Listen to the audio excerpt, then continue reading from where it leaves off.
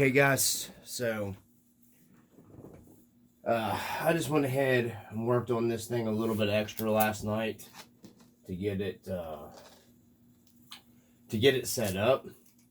So we got the JRC Scale skid plate here all done up. I went ahead and changed this thing around, and then I contacted him. Here's the deal with this type of center skid, okay? This thing, it raises your transfer case high enough to where you either have to modify your battery tray, or you're going to have to, there's an actual battery tray that he sells that goes with this center skid. I guess maybe he might have been in the process of making it up when I don't know. It's no big deal. You can cut your factory skid plate if you don't mind cutting your factory skid plate, which a lot of guys, for performance wise, you're not going to care. But the drive shaft comes up and hits your get it situated here where it's supposed to be. It comes up and it hits. You can see it here. See it moving? Because it moves it so high. I think you're going to probably get the most clearance with this one. Here's what I went ahead and did with it. I went ahead and countersunk the holes the best I could for the screws. So I just took a 1364 drill bit and just went here where the best mounting options was here in the center, and then I just drilled them down and did my own homemade countersink on it, just to get the screws to set up closer to inside this, so they're not getting battered as bad. I have messaged him to let him know that he might want to consider doing that. Whether he will or not, I don't know. But that's just was my suggestion to him. When you're installing this, guys, what I found was the easiest way: leave your center skid plate, everything loose. Don't tighten everything down. Your mounting screws here, because he's slotted this plate right here. He has slotted this. The slots are, you can adjust this back and forth a little bit, okay? So leave that open, or not open, just leave it kind of loose when you're putting your, because it's a real tight fit with your drive shaft here for your transfer case. Your input shaft is, I believe, that's what I would call it, your input to your transmission to your transfer case. If you tighten all this down and everything, it's just kind of harder to get your grub screws to go down. But if you leave these loose here on the side, because he is, like I said, this is elongated a little bit. And I did have an issue when I first put it together. I could take my thumb and pop my drive shaft out. Then I realized that, okay, it's my fault. This is slotted. Loosen these up here on the side. Took these back out, loosened these up, and then just left my transfer case a little bit loose. It actually shoves everything back just a tick, and to basically the last part of your adjustment here on your slots. And it's kind of cool how he did that, actually, how he slotted these side mounts. So you get a little bit of, a millimeter, basically, maybe actually 1.5 millimeters forward and back play a little bit by, your skid plate adjustment. So everything fit up really nice. The drive line's nice and limber in it. That's just a little trick there. The drive shaft angles aren't terrible here. Even though it moves it all the way up, you can see the drive shaft angles. It does angle them a little more than like your Bauhaus and stuff, but not really that much more, really, than the A&M skid plate does. To be on the safe side, you probably could go ahead and throw a longer drive shaft in the rear of this thing. You're not going to need it, though. I was wrong at first. I can't pop this thing now. And your drive shaft deflection mainly does this anyway, so all that's going to do is tighten the drive shaft up into the coupler. So, of course, most people upgrade their drive shafts anyway. So, if you're going to just get like your SCX10 drive shaft length or whatever, and you're going to be fine. You're not going to have any problem with that, you know, other than having to modify your input. You have to, but I'm not getting it. I've got another video on that. So that's basically it, guys. It's very nice. It's light enough, but it's also you're not going to bend this, guys. I cannot get it to even budge with my hands moving it. I mean, this thing it's bolted to the chassis. It's steel. It drilled fairly easy. It's actually a nice skid plate. It's not super scale, I would say. I like the Bauhaus for the scale a little bit better. But if you're a rock guy, after countersinking the screws, if you're a rock guy, let me get it here on the level here on the camera. So, okay, so we got, they don't touch. You still got play in there. You can actually shove this in and out. They don't touch anything. They don't touch the bottom. So with all that together, we got exactly 71 and a half. I measured it here off camera. We got 71 millimeters, 71 and a half millimeters of ground clearance. So we got 71.5. That's what you got for ground clearance. So, you know, I thought that was pretty significant altogether for your center skid clearance. I mean, that's pretty good, guys. And you can look at that right here. Let me bring the camera down a little bit more, and you can see under this thing. Okay. And I'll bring it here closer. This is probably definitely, it's going to be hard to see with all that, with my wiring and junk hanging, but I was doing a lot of testing. You can't even see the skid plate, really. You can just barely make out that JRC right here. It's crazy amount of actual ground clearance that you get with this skid plate. Like I said, you do have to either buy his battery tray to match it, which his battery tray, I do believe, moves your battery back a little bit. That I'm not a huge fan of. I don't know for sure or not. I was talking to him last night. He's on a way different time zone. His battery tray either is just notched or it moves it back. It is notched to clear the drive shaft, so it could just be notched.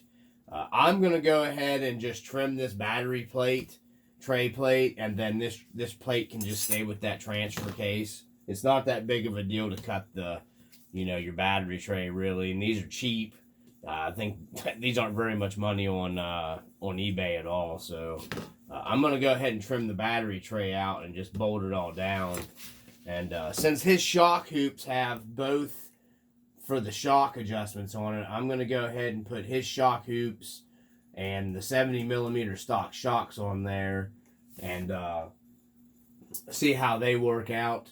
And then those shock hoops will probably be moved. I'm going to paint them black and probably move them to my Marty truck just to have the taller shock hoops on my Marty truck, and then they'll be painted black, and they're really nice. I'll probably get another set of those off of them. I really like those. And he sells these parts really affordable, I think. So you guys just have to contact him, and I'll put, like I said, a contact to his Facebook down here. But you don't have to countersink the screws in here, and I'm hoping maybe he goes ahead and he figures that out. When I sent him the pictures and stuff, countersinking that is just so much better in my opinion. It's going to keep your screws from getting beat as bad as well. So, but yeah, this is actually a pretty nice skid, guys. I'm going to go ahead and take these wheels and tires. What I'm going to compare this to, it already beats the Bauhaus for ground clearance. So there's no sense of me really comparing it to the Bauhaus. Don't get me wrong. When I get the skid plate for the Marty truck, I'm going to get the Bauhaus skid plate for it, because I don't, it's got plenty of ground clearance. So, this, I'm going to go ahead and probably leave it on this for testing purposes. But, yeah, this would be great for the rock guys, I think. For the guys that want the most clearance and stuff. But I'm going to compare it to the A&M one, because the A&M one had just a tick bit more clearance than the Bauhaus did in my video if you watch it. So there's no sense in me comparing it to the Bauhaus. It's already going to be more than that, you know. So I think comp guys would be probably interested in this stuff. If you're trying to do some kind of whatever comp truck with leaf springs with the TF2 platform, because I think this is gonna probably beat the A&M. What the A&M one I have, A&M makes one that's like perfectly flat across here. That I don't know anything about. You know, I think it is his comp one.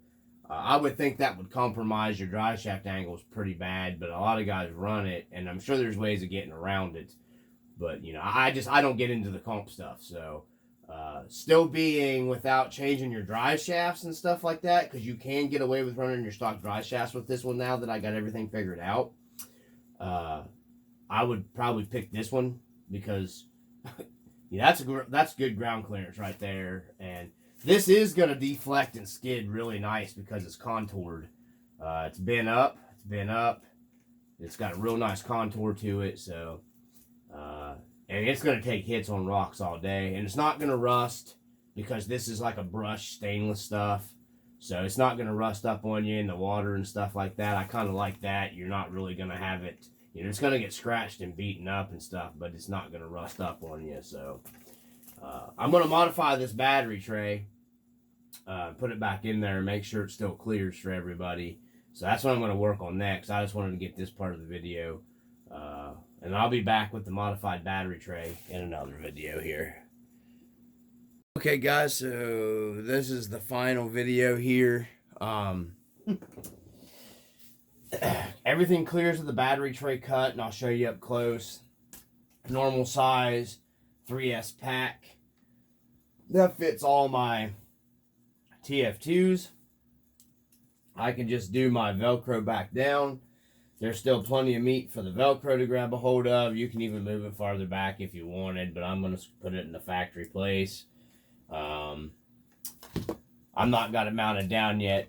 You know, you don't got to worry about your drive shaft hitting your battery or anything, because it's actually still below the battery plate, so you're not going to have no problem. Just trimming this out works fine. Even full compression, which you're very rarely going to get here. That's 90mm shocks in the back. Dry shaft's not going to hit. So, let's see. We have...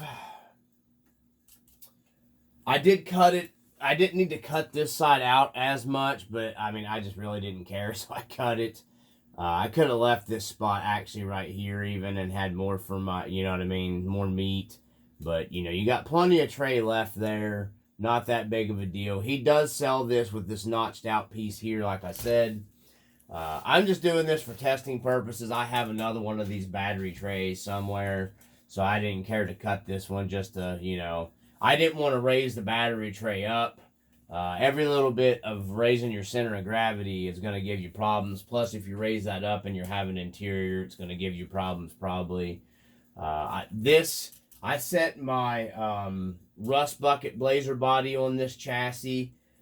This will clear the interior. Your transfer case will clear your interior. You're not going to have, even with it raised up that high, it still does clear the interior. So I can't see that causing you a problem. Now, if you're running it on the 4Runner or whatever, I don't know. I didn't try it on the 4Runner interior. But I did try it on the Blazer, and the Blazer interior does clear it. I can't see the Mojave body giving you a problem. You know, the Mojave body, I'll have to try I got the mounts here for the Blazer on it, so I'll have to take those off. And I'll try the Mojave body here in a little while and see if it works. I just wanted to get this video edited and done.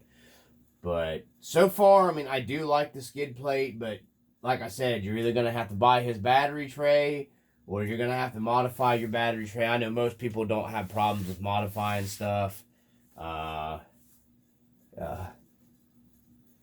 Excuse me. My allergies are really bad today. But, yeah, I don't... if you're into more performance, I think this is you would really like this. This skid plate. So I've got to clean up my butcher job here on my battery tray, and that was me, totally my fault. I just marked it real quick. Like I said, I didn't care. It's just Velcro my battery down too. So, and you could come up with your own style battery tray real easy for this. Wouldn't be that big of a deal. I'm just keeping this one here. This is what I'm going to be using this on the test pig. We'll see what clearance wise. I do like the skid, center skid. Especially if performance is in mind, guys, I'd highly recommend this one for you if performance is what and you don't mind modifying some stuff. So, but you're going to have to modify some stuff. I'm going to do a conclusion at the end of the video. I'm going to take these tires and wheels and put them on my red 4Runner with the A&M skid plate, because in my opinion, this is going to be more in direct competition with the A&M skid plate, because it already beats the Bauhaus for clearance wise. Scale, no. Bauhaus, easy peasy lemon squeezy. That's my new saying. I'm gonna get shirts made. It bolts right in. Everything clears. You got all the clearance that you need with the Bauhaus. You're still with the Scale. Slides over the rocks real easy. This is going to give you more clearance, but like I said, you're going to have to do work to it if you don't mind modifying stuff. A lot of guys don't like to modify. That's why I'm doing this video. Is it worth what he charges? I would say so, because I had a deal worked out with him, but I don't think he charges a lot for this skid. So you may be able to get his battery tray and this skid plate for what you're going to pay for probably the A&M one. Nothing wrong with the A&M one either. I'm not saying that. The A&M one, I've got it on my red 4Runner. I have an extra one here. I don't like the bigger piece of metal on the bottom. That's what I like this a little better. Just it looks a little cleaner. Plus, the RC 4-wheel drive anti-wrap bar is going to work with this without modifying it. The A&M anti-wrap bar is going to work with this without modifying it. Pretty much any anti-wrap bar, because you've got all this open clearance here on the side from your drive shafts. So I kind of like that, truthfully. So yeah, so there we go, guys. That's what we got so far from the JRC. I'll get this video edited. At the end of this, I am putting that clip of the red 4Runner and the A&M, and you guys will get the difference for the measurement. I don't know how much of that didn't video, guys. I'm having so much trouble with my phone. What I was saying is this is 68.5 millimeters on my digital mic, and it won't even go under this Bauhaus skid plate. So there's no sense in me even going any further with that testing. By far, the JRC definitely beats both the Bauhaus for clearance and this one. So by for sure, if you guys are in the comp stuff, I think that would interest people. Or the guys running the spring under stuff, the leaf spring under where you lower, that skid plate would be awesome for you guys. That would be, honestly, in my opinion, that'd be perfect. Because it's minimal room. Man, it's really nice, guys. It'd be really nice for like the guys that run the leaf springs under the axles for that really low look for the truck. Not really for me. I considered that with the Marty truck, but it's just not for me. Nothing wrong with it. It's just not my thing. But yeah, this isn't gonna. So that JRC, out of all the skids that I have. Out of this style A&M, out of the Bauhaus, it beats them, guys. So, like I said, same wheels and tires, same chassis. The leaf springs aren't going to make that big of a difference for that. I mean, literally, guys, it picks the back tire up off the ground. I can get my finger under it. So, the leaf springs ain't going to make that much of a difference. The truck's similar weight. This thing even still has the stock ESC in it and the stock radio and stuff. So the only thing I've done to this truck is the Holmes motor that I've been beating on this thing for literally forever. This is the beater rig, so I got the beater rig, and then I call it the test pig. So, but yeah, guys, there you go. You have it. I don't know how else to put it here. Slice that bread. Either way, it's the same. The JRC has the most clearance out of all of these, so it wins in that department. Like I said, obviously when you raise your center point up that high, you're going to have some skid plate stuff, some dry shaft angle stuff that they're not binding on that truck. I threw the battery in it and just ran it. There's no binding, everything, suspension moving, there's no binding. So I can't see that being a problem, honestly, with anything. Especially if you got upgraded axles. This truck's got modified, I modified the axles in this one. I have, on this end here, this is axial wild bore 8 shafts, because this pulls this up as well. I needed longer dry shafts on it, and that's why I think these have held up so long. This end is the RC full drive input or output, maybe. I'm not sure. This may be the input. Whatever. This is the splined end from the Gen 8 stuff. I mean, not Gen 8. The axial stuff with the RC four-wheel drive ends put on it. I just modified the drive shafts, and they have held up and worked fantastic. I beat the immortal piss out of this thing. The metal pieces inside the drive shafts have actually worn, and they're loose. And here, the U-joints themselves, and they haven't broken. And I pulled stuff with this truck. I beat it. I've got weighted wheels I run in it, and they're 4.19s. Still haven't broken the Yoda axles. I have broken a dog bone stub axle. Haven't broken the ring and pinion. But I am hard on this truck. But that's for another video. I just wanted to get into that. So the JRC Scale center skid beats it, guys. From the RC Dungeon. Peace.